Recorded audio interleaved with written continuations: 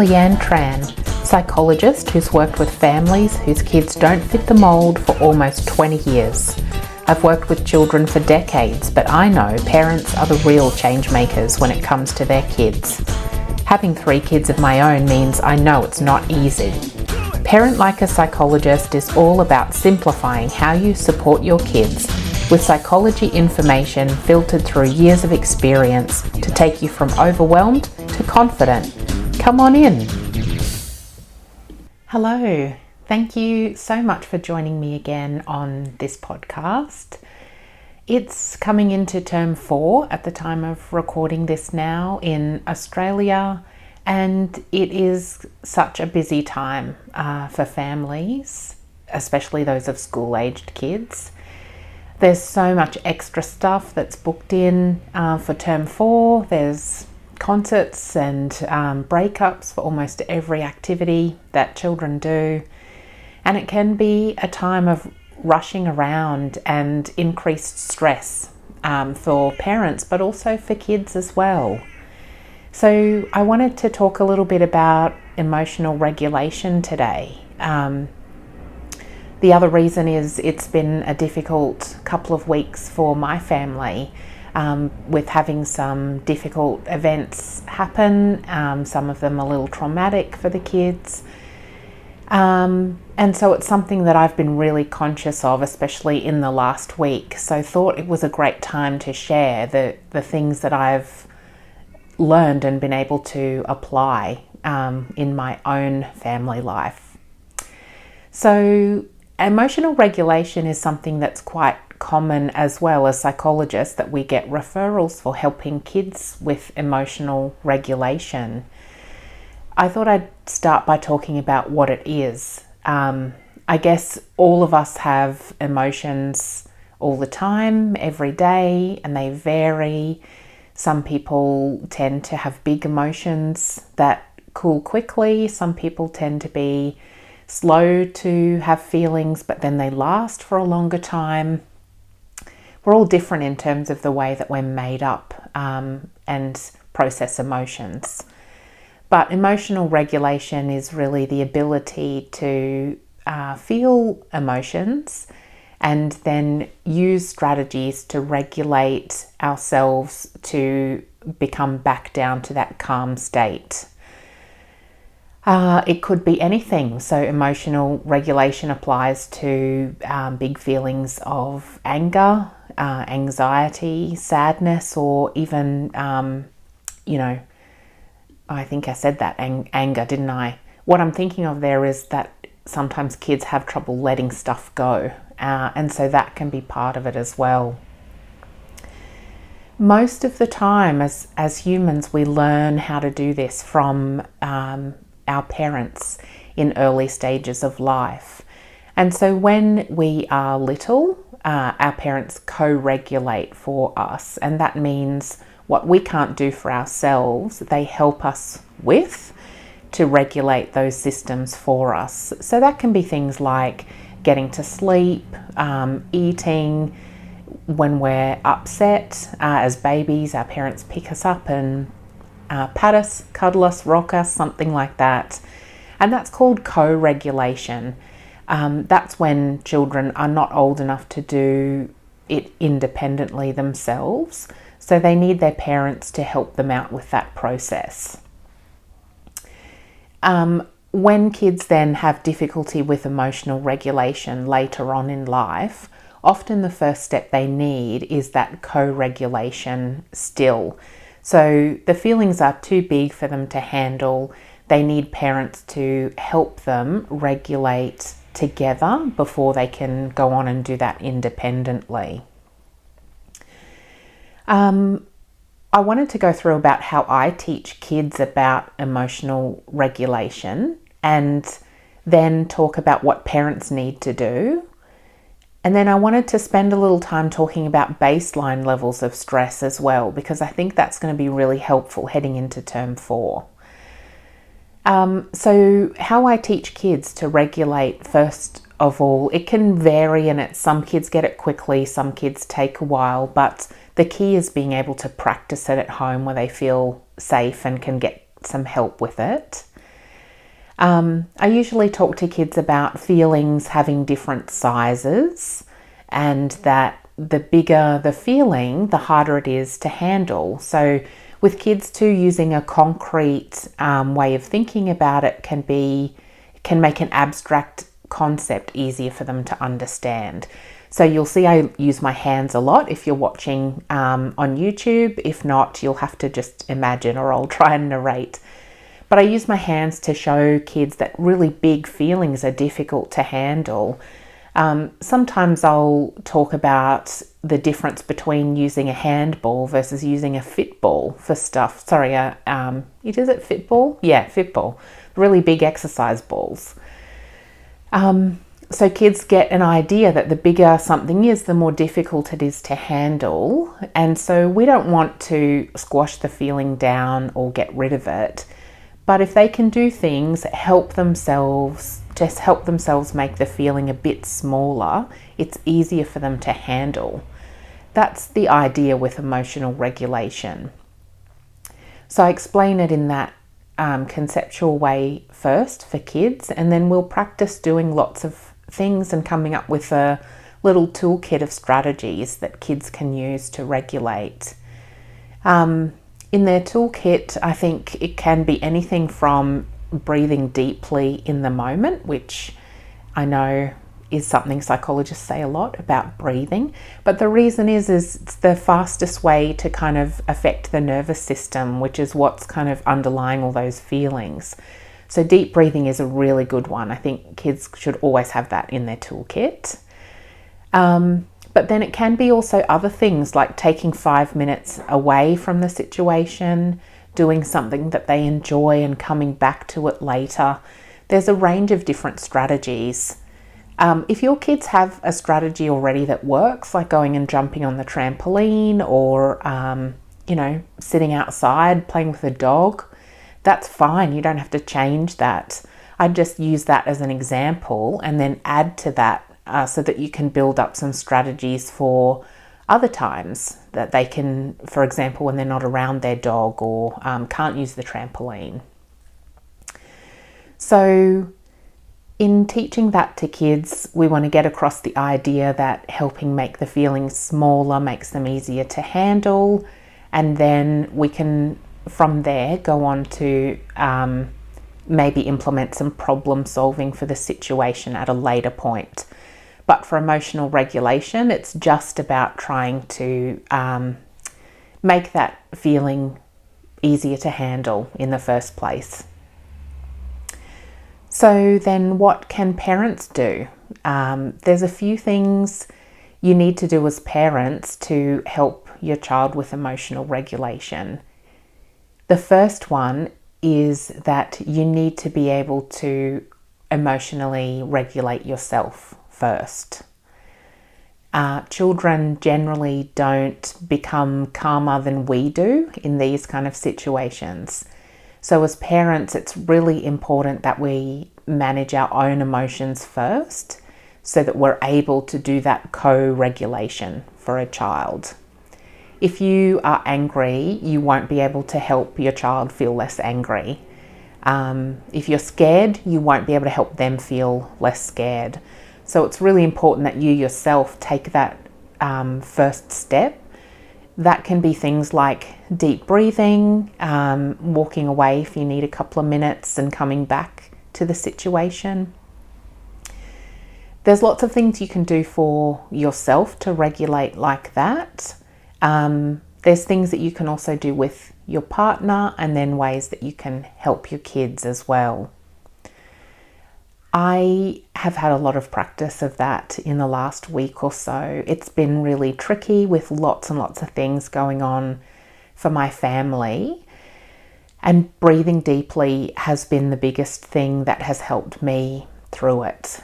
And I feel like when I give this advice to parents, it just sounds so, simple and even dismissive in a way. Just take some deep breaths and, you'll feel better, you'll be calmer, you can help them. When I say it to parents, often I see that look in their eye like, you've got to be crazy, like that is not going to help. But it really has helped me this week. I even took a few deep breaths before recording this podcast today to get myself into the right frame of mind for it. When my kids have been having hard times this week, the breathing has allowed me to sit with them very calmly so that then I could help them regulate their emotions. There were times when I felt inside unsure and a little bit panicked even. Can you be a little bit panicked? I'm not sure. Panic is kind of a big feeling. Anxious, definitely, when one of them was sick and I wasn't quite sure what was happening. But I knew that if I was conveying that, he would not calm down on his own. So I was doing lots of deep breathing while my heart was fluttering inside and felt funny in the tummy. But by doing the deep breathing and sitting with him speaking calmly and in this kind of relaxed manner, it really helped. There were some times too when what I needed to do was use language that was more forceful. And when I say that, it wasn't yelling, it wasn't being rude or mean, but it was taking charge of the situation. And so I was doing deep breathing, but also taking control by saying, I understand you need to do this or you need to do that very clearly to provide enough direction so that my child who was worried knew he didn't have to be worried because someone was in charge of the situation. And that really, really helped. So while I say it's deep breathing, that's just the first step. And the next step is saying and doing what is going to reassure your child. And you'll have to adapt that for your own situation and your own child. But if you keep in mind trying to keep calm yourself first, you will be much better able to see what your child's feelings are, understand it from their perspective, and be able to help them through that way to regulate their own emotions. Gosh, it was not easy. I will tell you that much. And hopefully that's what made me think about leading into term 4. You know, sometimes it's not just one thing that happens, it's lots of things that happen day after day. And some of the things that happen are, you know, just having extra events on or being out of routine makes kids a bit out of whack. Having late nights and having them be tired contributes to that as well. And then there's the demands of, you know, unexpected situations and, you know, things you're not prepared for that you need to problem solve in the moment. So I really think that ability to keep calm yourself is essential. So that's, you know, what you need to do as parents, and a little bit about how to do it for yourself. The other thing too is to think about how you can do it with your co-parents or other kids in the family as well. So you might, to be able to regulate yourself, you might need to manage the relationships that you've got in the house as well. Let me explain what I mean by that. I guess I'm thinking, you know, stress is running high, kids are having difficulty managing emotions, and the last thing you need is to add in there friction or a disagreement with your co-parent or partner in that situation. So part of regulating yourself and your partner might mean that you need to tell them to take a break, or, you know, it's okay, I've got this, just stand back a bit, so that there's one person talking to your child to help them. Too many cooks spoil the broth sometimes, as they say. Giving your kids too many instructions and from different people is going to overwhelm them. So maybe one of you take charge, the other one take a step back. The other benefit from that is that then if you've reached a point where you've had enough, for the next thing that happens, you can tag in your partner to handle it, and you say, I'm going to take 5 minutes to chill out. Can you handle that one for me? Or not for me, but can you take care of that? I need a break. And so with one of you remaining calm, let's that person take in and take charge, and you get to step back and, regulate yourself a bit more. When I mentioned it about kids, I think the other thing too is sometimes other siblings think they will be helpful and jump in and get involved in the situation. Sometimes that's useful, sometimes that's really not. So sometimes you need to say to the other kids, it's okay, I've got this. Can you just leave me to it for a minute, or just don't get involved so that you can not complicate things, I guess. I say often to parents, it feels like if you have a second child, it's not like adding another one. It's like, it's multiplication. The more kids you have in there, or the more parents as well, it doesn't just add to the situation. It's like everything compounds out and makes it just so much more chaotic. So keeping things a lot as simple as possible when you're trying to help kids regulate is a good way to go. The other thing too is then with your kids, how do you kind of regulate yourself when your kids are being, difficult maybe, or they're emotionally dysregulated, they're upset, they're having a tantrum, however you like to say it. I think it's important to model in those times that if you're having a hard time keeping calm, in that moment your use to them is kind of waning, and you'll get to a point where you're not going to be useful in helping them regulate their emotions if you're not calm enough yourself. So in those moments, it's really a good strategy to walk away and take a break, because you need to recharge so that you're able to then help your kids again. Because you're going to do that anyway, it's a great idea to make it a teaching moment for your kids. And so I'll often say to my kids, I'll do that deep breath like I just did then. You kind of naturally do it when you get stressed. I don't know if you've ever noticed that, but I have before when I'm talking to people too. You talk about something that is stressful for them, they take that natural big breath in. So I'll often say to my kids, take the big breath and say, I'm just going to go and sit by myself for a bit because I need to calm down. It's as simple as that, and they know where I'm going, what I'm doing, and that I will come back. By explaining to your kids what you're doing, then you give them, it's teaching them how they can do it for themselves.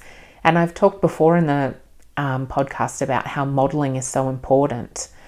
So if you can be modeling that for your kids in that moment, it might not help them right then, but it might help them later. So kids need you to help regulate them. You can do that, the first step, by regulating yourself. And the other thing I wanted to talk about was this idea of baseline levels of stress. And for me, that's what has been happening lately. There's this increased baseline level of stress.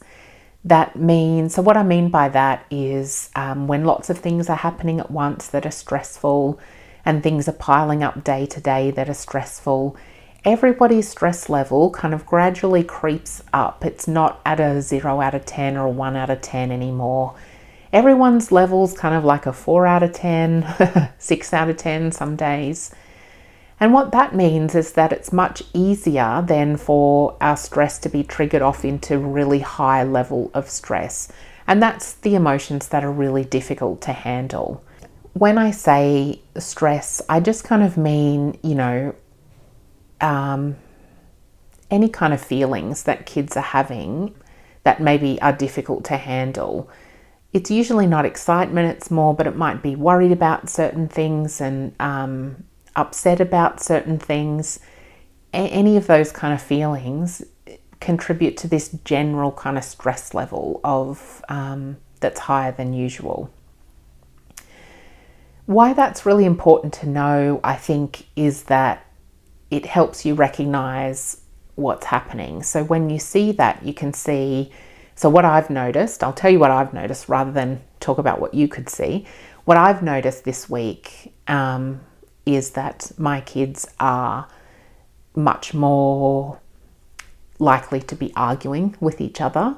So there's higher levels of that kind of friction and annoyance at each other.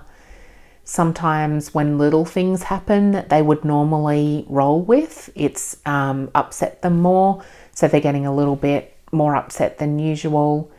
And sometimes they're doing things that are quite uncharacteristic of themselves. So they're showing those higher levels of stress than they'd normally get to. So an example of that is kind of if kids something might send them up to a 6 out of 10 stressed. When their baseline level of stress is up already, those same kind of things send them up to a 9 out of 10 stressed. So the same situations are kind of having a bigger impact on the kids. This week it's been in my house for lots of reasons, but I know heading into term 4, that's a time when it often happens as well for my family, but most families that I talk to as well. And that is using the terms and the seasons of the year, I think, is a good way to convey what that baseline level of stress is like.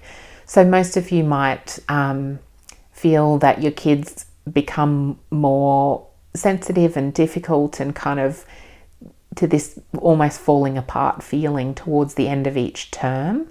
And sometimes that lasts for the whole of term 4 as well. And that's what I mean about that baseline stress level creeping up. Sometimes there's not much you can do about it, but being aware of it can help you be a lot more patient.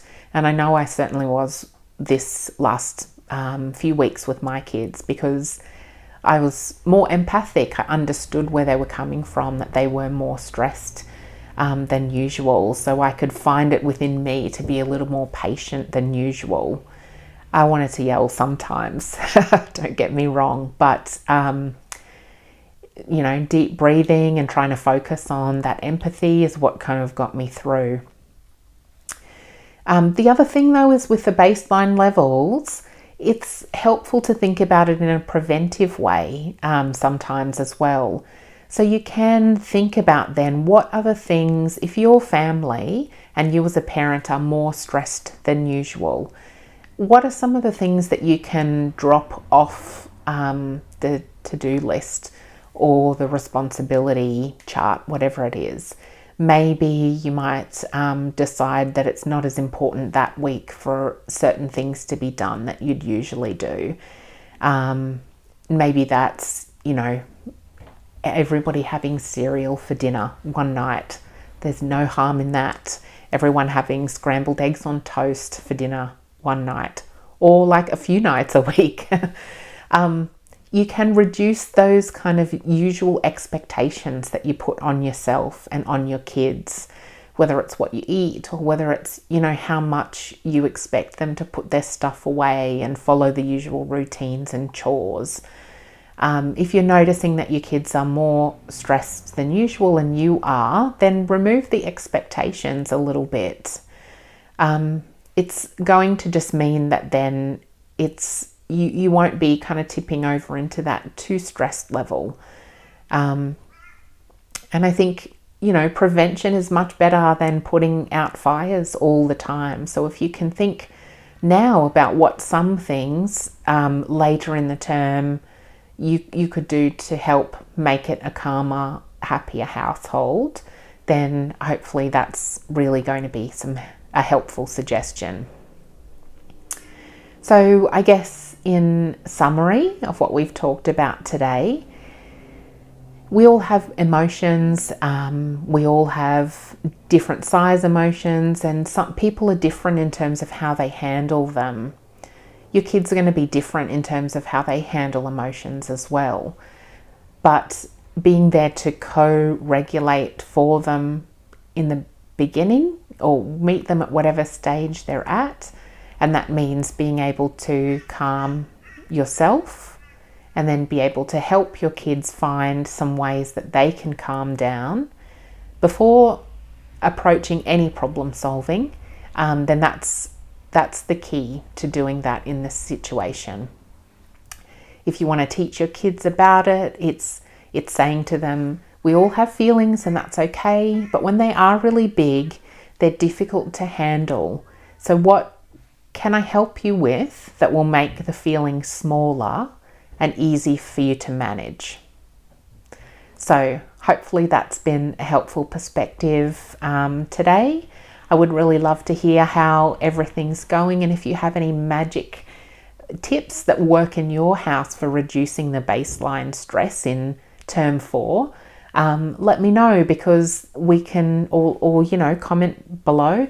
Everybody can benefit from that. Sometimes other people have brilliant ideas that we don't think of, but if we implement them, they'd make a big difference. So as they say, it takes a village to raise a child. So let's kind of, share with each other those ideas we have.